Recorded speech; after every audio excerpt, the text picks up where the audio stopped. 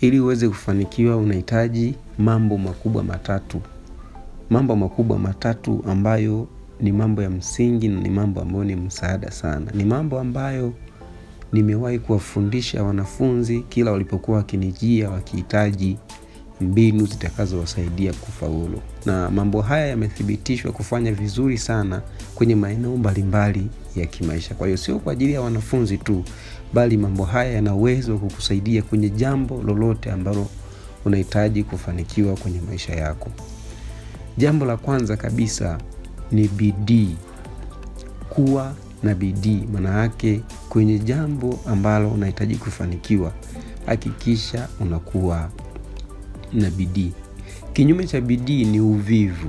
Sasa utakuwa unanielewa kwamba naposema bidii maana yake ni kwamba hakikisha unakuwa mtu wa kuzingatia muda, hakikisha unakuwa mtu wa kuzingatia kufanya kile ambacho umepanga kukifanya kwenye maisha yako.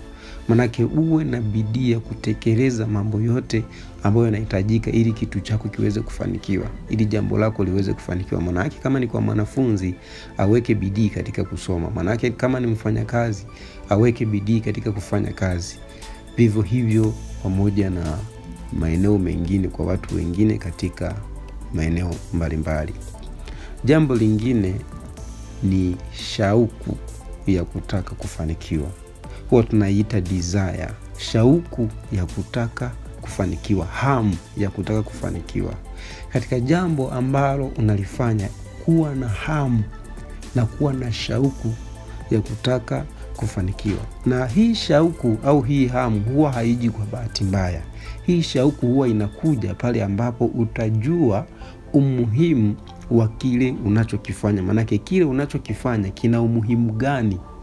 Pale ambapo kitafanikiwa kitakuwa na umuhimu gani kwenye maisha yako? Na hapo ndipo kitakapozalisha shauku ndani yako ya kukifanya na kuendelea kutamani kukifanya, huku kwa sababu utakuwa ukijua kwamba hiki kitu kikifanikiwa kitakuwa na manufaa makubwa kwenye maisha yangu. Kitu kingine cha mwisho ambacho unakihitaji sana ili uweze kufanikiwa ni kuwa na nidhamu. Endelea kufanya kile kitu ambacho umejipangia kukifanya. Umejiwekea ratiba, kuwa na nidhamu kwenye hiyo ratiba. Kuwa na nidhamu kwenye hiyo ratiba, jinidhamishe kwenye hiyo ratiba. Endelea kufanya, usiache kufanya kisa sababu mbalimbali, kisa visingizio mbalimbali. Usisubiri mtu akuhamasishe ndipo ufanye, hapana.